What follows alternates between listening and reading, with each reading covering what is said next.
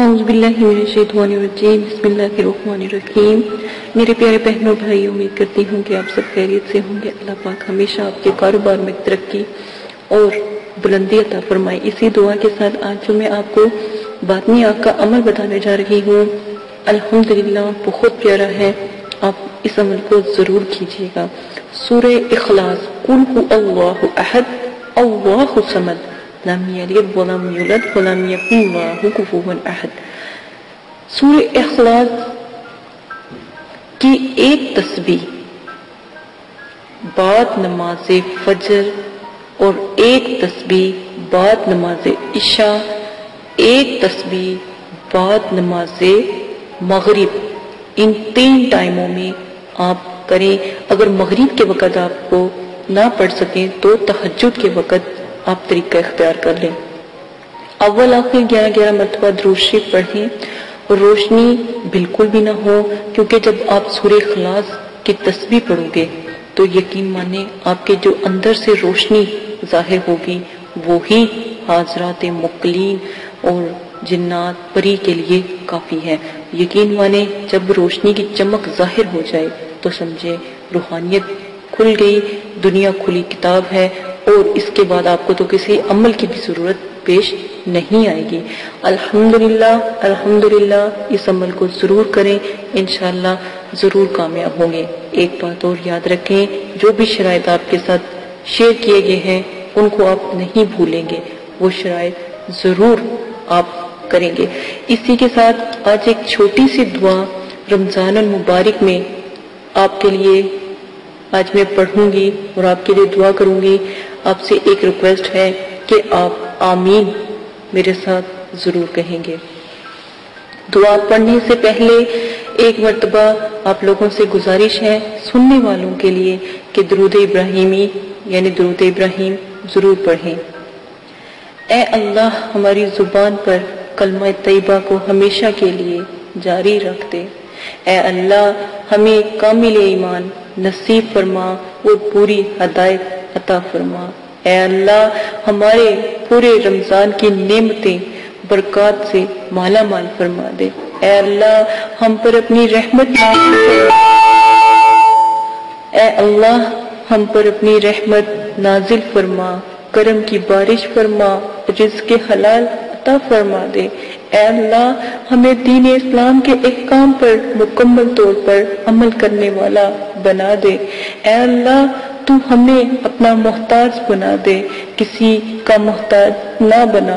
اے اللہ ہمیں اپنی جناب سے عطا فرما دے، ہمیں کسی کا محتاج، کسی کے آگے ہاتھ پھیلانے والا نہ بنا۔ اے اللہ ہمارے لیے لیلۃ القدر کی رات کو نصیب فرما۔ اے اللہ ہمارے لیے اپنے نور کو بلند کر دے۔ اے اللہ ہمارے لیے حج کو مقبول اور میرا نصیب آپ سب کا نصیب فرما دے۔ اے اللہ ہمیں جھوٹ و غیبت سے، کینہ سے، برائی سے، جھگڑے فساد سے دور رکھ۔ اے اللہ ہم سے تنگی اور پریشانی، خوف، گھبراہٹ، قرض کے بوجھ کو دور فرما۔ اے اللہ ہمارے صغیرہ کبیرہ گناہوں کو معاف فرما۔ اے اللہ ہم تیرے سیاہ کا ناہنجار برے ظالم بندے ہیں۔ اے اللہ ہماری دعاؤں کو قبول و منظور عطا فرما۔ اے اللہ ہم کو دجال کے فتنے سے، شیطان نفس کے شر سے محفوظ فرما۔ اے اللہ عورتوں کو پردوں کی پوری پابندی کرنے والا بنا دے، ان کو نیکی کی توفیق عطا فرما دے، اپنے شوہروں کا ادب کرنے والا بنا دے، لوگوں کے پر رحم دلی کرنے والی عورت بنا دے۔ اللہ پاک جیسا کہ نبی پاک صلی اللہ علیہ وسلم کو پردہ پسند تھا، ہمیں بھی پردے دار بنا دے۔ اے اللہ ہر جھوٹی اور ظالم قسم کی جو ہمارے اندر نفس کو تنگ کرتی ہے، شیطانیت کو دور فرما۔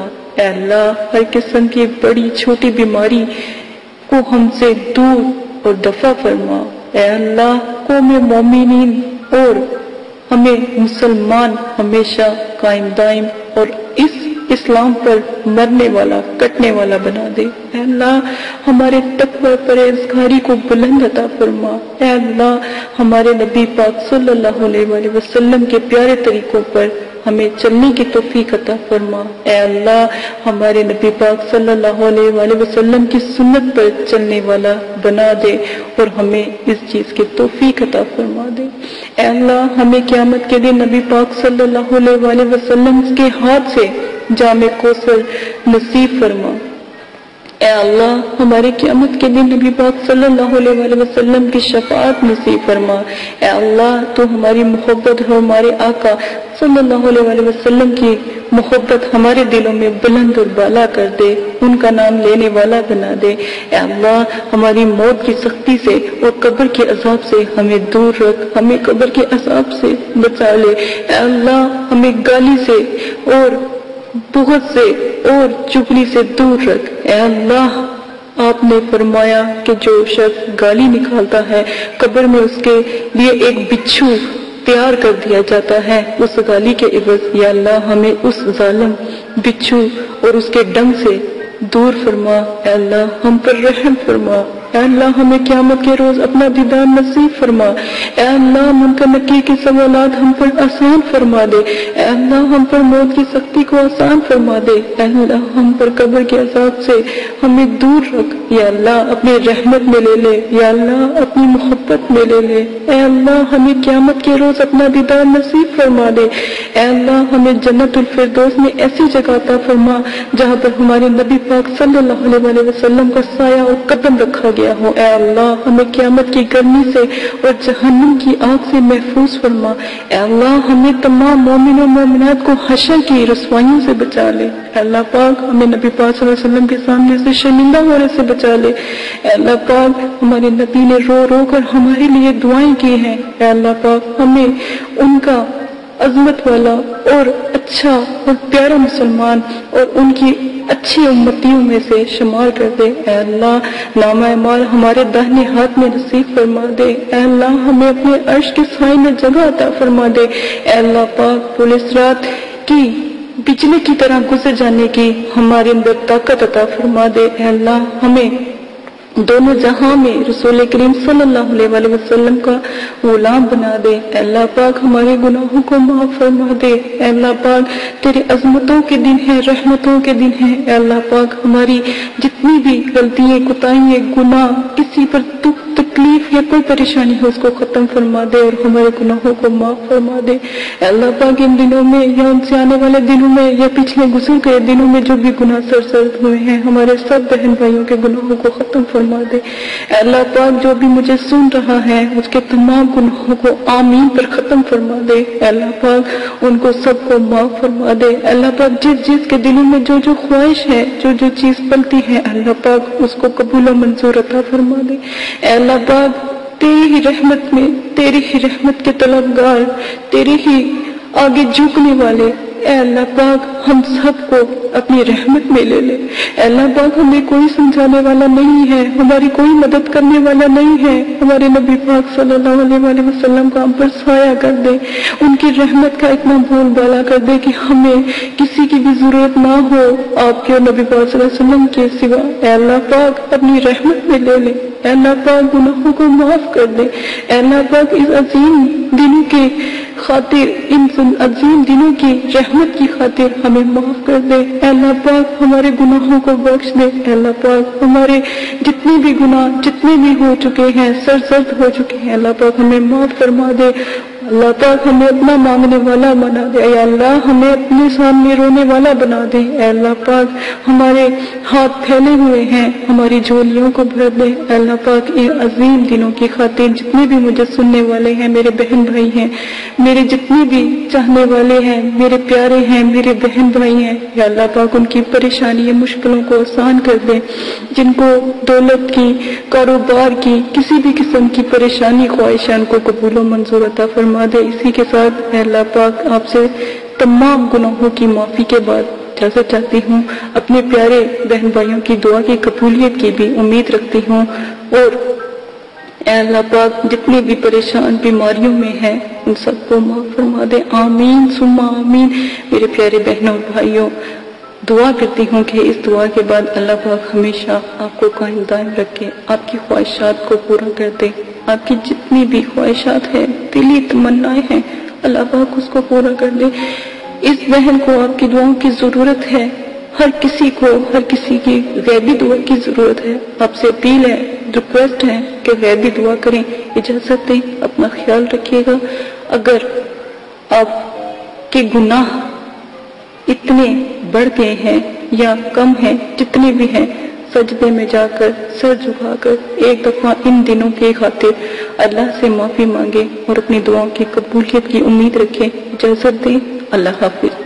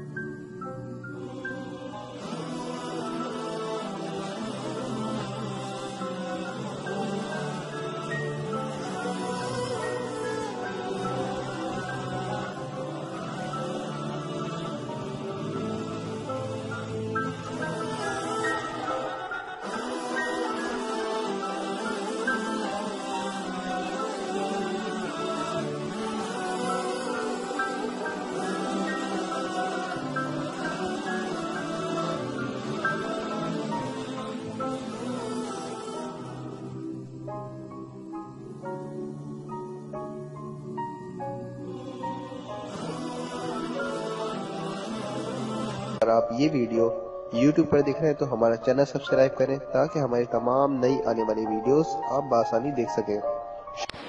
اعوذ باللہ من الشیطان الرجیم، بسم اللہ الرحمن الرحیم۔ میرے پیارے بہنوں اور بھائی، امید کرتی ہوں کہ آپ سب خیریت سے ہوں گے۔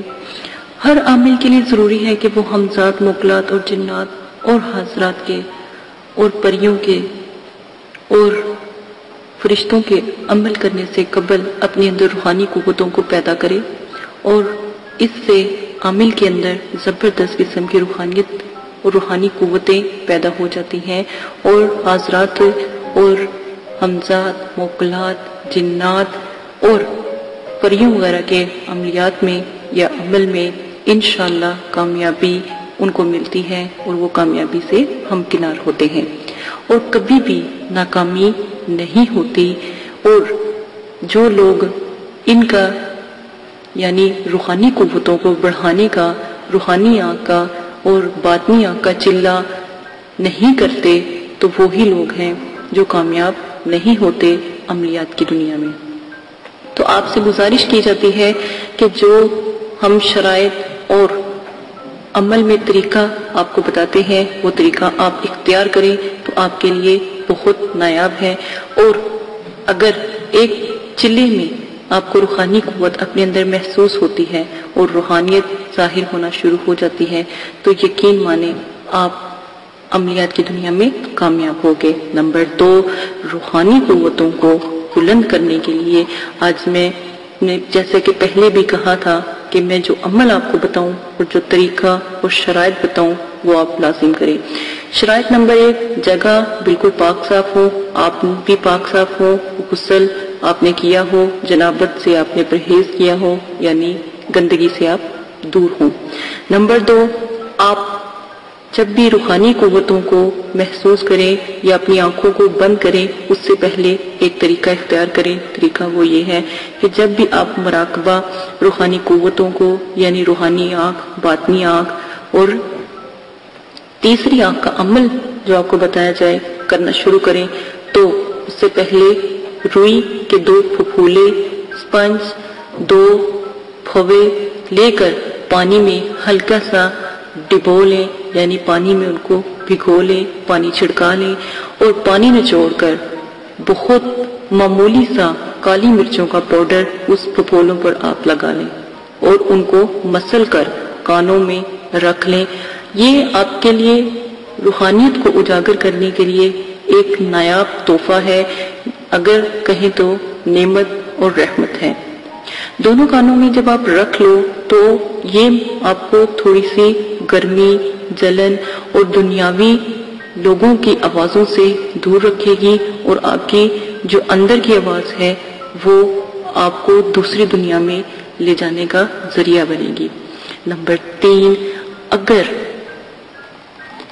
آپ نے عمل کرتے ہوئے اپنے اندر یہ بات رکھی کہ پتہ نہیں یہ عمل مضبوط ہے کہ نہیں، یہ عمل ٹھیک ہے کہ نہیں، تو کبھی بھی آپ کامیاب نہیں ہوں گے۔ روحانیت کو اجاگر کرنے کے لیے روحانی اور جو بھی چلہ یا ریاست آپ کو بتائی جائے اور ذکر و ذکرات بتایا جائے اس پر مکمل توکل رکھیں۔ سب سے پہلے توکل رب مضبوط رکھیں، اللہ پر توکل، یقین کامل، اور اللہ سے ایک رابطہ قائم کرنے کا سوچ اپنے اندر رکھیں تو جلدی کامیاب ہوں گے، ورنہ آپ کی ریاست اور چلہ اور عملیات بیکار ہیں۔ ہر انسان کے اندر روحانیت ہوتی ہے، روحانیت موجود ہوتی ہے، کسی میں کم کسی میں زیادہ ہوتی ہے، اور کسی میں اتنی زیادہ ہوتی ہے کہ پہلے روز ہی مشاہدات نظر آنے لگ جاتے ہیں، لیکن بعض لوگوں کی دیری ہوتی ہے، اس لیے ان کو 3 چیزوں کا مشورہ دیا جاتا ہے تاکہ آپ ان 3 چیزوں کی مدد سے روحانیت کو اجاگر کر سکیں۔ نمبر 5، ایسے لوگ جو عصبی مرض میں مبتلا ہوں، دوروں میں، یعنی کسی پر زیرو کا ہونا، مسلط ہونا، سفلی جنات کا مسلط ہونا، ایسی چیزیں اگر ہوں تو وہ ان عملیات سے پرہیز کریں اور روحانی قوت وغیرہ کا بھی عمل نہ کریں، کیونکہ اگر آپ پھر عمل کرتے ہو تو یہ پھر خطرناک ثابت ہو سکتا ہے اور خطرہ عظیم ہو سکتا ہے۔ اس چیز کا خاص خیال رکھیں کہ کوئی بھی مریض یعنی جس کے اوپر جادو وغیرہ یعنی جنات کا اثر سایہ پہلے بھی رہ چکا ہو یہ عمل نہ کرے۔ آگے جس طرح بھی آپ کو طریقہ بتایا جائے وہ آپ لازم اختیار کریں۔ جو عمل جس طرح بتایا جائے گا، جیسے ہی اس کا طریقہ بتایا جائے، جو ذکر بتایا جائے آپ وہی ذکر اختیار کریں گے۔ اس میں غلطی کی کسی قسم کی گنجائش نہ کریں۔ روحانی آنکھ میں اگر آپ کو کہا جاتا ہے کہ آپ لیٹ کر، اٹھ کر، بیٹھ کر آپ یہ عمل کر سکتے ہو، چلتے پھرتے یہ عمل کر سکتے ہو، تو اس میں آپ ان چیزوں کو استعمال کر سکتے ہو، اس کا آپ کو فائدہ ہی ہوگا۔ نمبر 7 میں ہم آپ کو یہ بات واضح بتا دیں کہ جب روحانیت ظاہر ہوتی ہے، سر میں درد، شدید درد شروع ہو جاتا ہے اور آنکھیں بھاری ہو جاتی ہیں اور آنکھیں بھاری ہو جاتی ہے، ہتھیلیے پاؤں سن ہو جاتے ہیں، بھاری ہو جاتے ہیں اور ایک جھٹکے سے روحانیت کھو جاتی ہے۔ اور نمبر 8 میں بجلی کسی چمک بھی نظر آتی ہے، یہ روحانیت کی جو کامیابی کا حصول ہے، یعنی کامیابی ہوتی ہے اگر یہ چیزیں ظاہر ہوتی ہیں۔ سر کا بھاری ہونا، آنکھوں کا بھاری ہونا، ہاتھوں پاؤں کی ہتھیلیوں کا بھاری ہو جانا اور اپنے اندر بجلی سی کی چمک کو محسوس کرنا، روشنی کو محسوس کرنا، اللہ کا نور محسوس کرنا، یہ روحانیت میں آپ کی کامیابی کی دلیل ہے۔ اور اگر پھر بھی کوئی مسئلہ آپ کو پیش آتا ہے کمنٹس باکس میں آپ بتا سکتے ہیں، کمنٹس باکس میں ہم سے بات کر سکتے ہیں۔ اسی کے ساتھ روحانیت کے نایاب شرائط اور طریقوں کو آپ کو بتا دیا گیا ہے۔ ہر روحانیت میں آپ جو روئی کے پھپھولنے والا طریقہ ہے وہ ضرور اختیار کریں، اس سے کامیابی جلدی ہوگی۔ اور نمبر جیسا کہ 3 یا 2 میں بتایا گیا ہے کہ آپ روحانیت کو اجاگر کرنے کے لیے کانوں میں روئی کا استعمال ضرور کریں اور چلوں کا کم از کم 3 چلے لازم کریں۔ اجازت دیں، اپنا خیال رکھیے گا۔ پھر بھی کوئی بات سمجھ نہیں آتی کمنٹس باکس میں کمنٹس کریں۔ ہمارا بھرپور کوشش ہے کہ مدرسے والے آپ کا مکمل ساتھ دیں۔ اگر کسی وقت کسی کمنٹس کا جواب نہ دیا جائے تو اس بات کو آپ سمجھ جائیں کہ وہ یہاں پر نہیں ہے یا پھر کسی وجہ سے جواب نہیں دیا جا رہا۔ ٹھیک ہے، اجازت دیں، اپنا خیال رکھیے گا۔ اللہ حافظ۔